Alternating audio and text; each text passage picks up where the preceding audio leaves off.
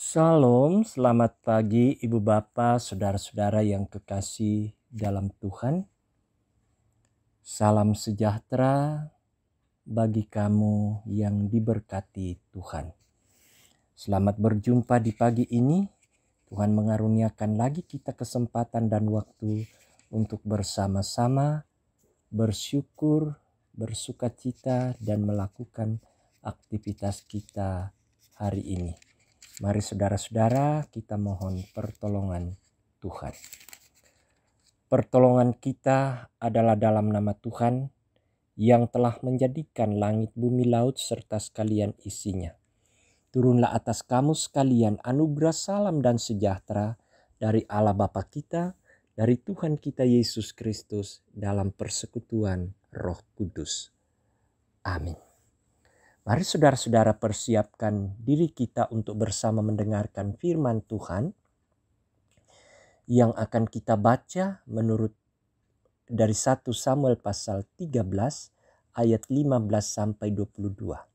Edisi Jumat 11 Juni 2021 yaitu 1 Samuel 13 ayat 15 sampai 22. Mari kita mohon pimpinan Roh Kudus. Bapa kami di sorga, sesungguhnya kami selalu merindukan sapaan-Mu lewat firman. Pagi-pagi kami selalu datang dan menyembah Tuhan dalam kekudusan dan kemuliaan-Nya. Setiap pagi kami menantikan rahmat-Mu, dan setiap pagi kami rindu mendasarkan hidup kami dalam firman-Mu. Pun pagi ini Tuhan kami sudah sedia untuk mendengarnya. Kuasai dan tuntun kami ya Roh Kudus. Mampukan kami untuk bisa mengerti tentang firman itu. Dan kami melakukannya. Kami mohon pengampunan daripada-Mu Tuhan. Layakkanlah kami di dalam Kristus Yesus Tuhan dan Juru Selamat kami. Kami sudah berdoa. Amin. 1 Samuel 13 ayat 15 sampai 22. Firman Tuhan. Kemudian berangkatlah Samuel dan pergi dari Gilgal ke Gibea Benyamin.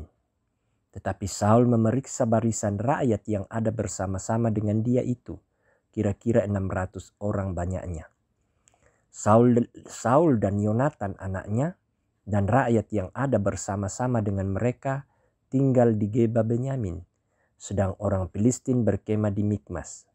Maka keluarlah orang-orang penjara dari perkemahan orang Filistin dalam 3 gerombolan. Gerombolan yang satu mengambil jalan ke Ofra, ke daerah Shual. Gerombolan yang kedua mengambil jalan ke Bet Horon. Dan gerombolan yang satu lagi mengambil jalan ke perbatasan yang menghadap ke lembah Seboim arah ke padang gurun. Seorang tukang besi tidak terdapat di seluruh negeri Israel. Sebab orang Filistin berkata, jangan-jangan orang Ibrani membuat pedang atau tombak.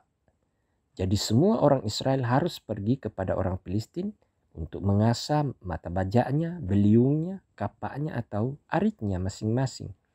Adapun bayarannya ialah 2/3 shikal untuk mata bajak dan beliung, dan 1/3 shikal untuk mengasah kapak dan untuk memasang kusah. Sehingga pada hari pertempuran itu, sebilah pedang atau lembing pun tidak terdapat pada seluruh rakyat yang ada bersama Saul dan Yonatan. Tetapi Saul dan Yonatan anaknya masih mempunyainya. Demikian firman Tuhan, saudara-saudara, berbahagialah kita yang masih mendengar firman Tuhan lalu melakukannya dalam kehidupan kita. Amin. Untung masih ada Tuhan. Ini sebuah perenungan tema bagaimana kita memahami bahwa kuasa Tuhanlah yang berlaku dalam kehidupan kita. Nah, saudara-saudara yang kekasih dalam Tuhan, sepintas jika kita memperhatikan dari ungkapan yang sering kita dengarkan ketika pada umumnya orang Indonesia dari suku manapun tidak mengenal yang namanya rugi. Untung terus. Misalnya ketika bekerja dengan menggunakan barang tajam lalu jarinya terpotong. Itu ia tidak rasakan sebagai satu kerugian, tetapi ia akan berkata, untung cuma jari telunjuknya yang putus. Ataupun ketika ada seseorang yang jatuh dari motor, ia berkata, untung cuma kaki kanannya yang patah. Atau ketika ia dirampok hartanya habis, ia akan berkata, untung saya masih bisa melarikan diri. Nah, luar biasa. Saudara-saudara, ketika Samuel berangkat dan pergi dari Gilgal ke Geba Benyamin bersama Saul dan Yonatan serta orang-orang Israel yang jumlahnya kira-kira 600 orang banyaknya, mereka berada pada posisi terjepit karena orang-orang Filistin telah mengatur barisan dari 3 arah untuk menyerang mereka. Tidak ada pandai besi di antara orang Israel untuk menempah pedang atau tombak. Kalaupun mereka mau mengasah baja, beliung, atau aritnya, mereka harus membayar dengan biaya yang sangat mahal. Semua keadaan ada dalam kendali orang-orang Filistin. Mereka menghadapi musuh, tapi tidak ada satupun senjata pada mereka, kecuali pada Saul dan Yonatan. Untung masih ada Tuhan. Tuhan memberikan keamanan kepada Israel tanpa pedang, supaya mereka menyadari bahwa kekuatan yang satu-satunya adalah dari Tuhan. Kadangkala Tuhan mengizinkan kita berada pada situasi sulit, seperti menghadapi kerasnya kehidupan seorang diri, dengan mengadu nasib tanpa bantuan orang lain, menata masa depan di bangku pendidikan seorang diri. Tapi di situ ada Tuhan. Sekalipun hidup kita tertekan oleh dosa, tapi kita diselamatkan oleh kasih karunia Allah di dalam Tuhan Yesus Kristus. Amin. Mari saudara-saudara kita berdoa. Kami sadar Tuhan bahwa tanpa kuasa-Mu dan perlindungan-Mu kami tak mampu berbuat apa-apa. Hanya kehendak dan pertolongan-Mu lah yang mengizinkan kami untuk bisa menikmati kebebasan, perlindungan, bahkan sukacita. Firman-Mu di pagi ini telah kami dengarkan bersama. Kiranya itu menjadi suatu kekuatan bagi kami dalam menjalani hidup. Kalaupun kami dililit, ditindis, atau dihimpit oleh masalah-masalah hidup dengan beban yang berat, kami akan selalu percaya bahwa Tuhan ada di tengah-tengah kehidupan kami, yang selalu sedia menolong kami, sedia membebaskan kami, dan sedia menyatakan bagi kami bahwa Engkaulah Allah yang berkuasa. Saat kami mau menjalani aktivitas hari ini Tuhan, disinilah kami berdoa dan mempersembahkan diri kami. Tuntunlah kami, peliharalah kami dengan firman-Mu yang kami sudah dengarkan. Kiranya kami ditopang oleh Roh Kudus untuk selalu mewujudkannya di dalam tindakan kami, perilaku kami, tutur kata kami. Itu akan terwujud di dalam usaha kami, pekerjaan kami, dengan bersosial dengan masyarakat, dengan orang-orang di sekitar kami. Semuanya kami berdasar pada terang firman-Mu.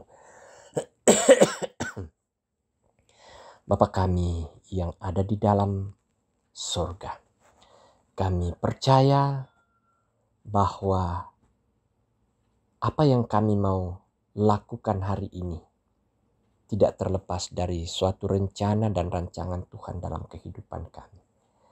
Ajarlah kami mengerti, ajarlah kami tahu bahwa sesungguhnya kami harus melakukan kehendak Tuhan. Dan janganlah kehendak kami yang terjadi, sehingga apa yang kami bisa kerjakan dan lakukan hari ini itu menjadi hormat dan kemuliaan bagi nama Tuhan. Itu menjadi sebuah pelayanan untuk Tuhan. Dan kami akan menemukan berkat-berkat-Nya. Pekerjaan usaha yang Tuhan telah tetapkan dan berikan bagi kami masing-masing. Biarlah kami lakukan dan angkat hari ini. Dan di dalamnya kami menerima berkat-berkat untuk menerima kecukupan daripada Tuhan. Masalah-masalah hidup yang terjadi, persoalan, pencobaan, Tuhan kuatkan segenap jemaat. Sehingga mereka yang sakit, mereka yang susah, mereka yang bergumul dengan pekerjaan dan hal-hal lain, semuanya dikendalikan di dalam kuasa Tuhan. Kami pun bersukacita dengan kehadiran buah hati anak-anak dalam kehidupan keluarga kami. Olehnya itu kami penuh keyakinan Tuhan akan terus memberkati anak-anak kami dalam pertumbuhan, dalam pendidikan, dalam kerja, bahkan dalam kehidupan keluarga mereka. Kami bersukacita Tuhan dengan saudara-saudara kami yang boleh merayakan ulang tahun. Kiranya pertambahan usia semakin menjadikan mereka bersemangat, kuat, dan berserah, bahkan bersyukur pada Tuhan. Bahwa hidup yang Tuhan masih anugerahkan adalah sebuah kesempatan untuk menyembah Tuhan, menyatakan Injil damai sejahtera. Bapa kami di sorga, tuntunlah kiranya kami hari ini Tuhan.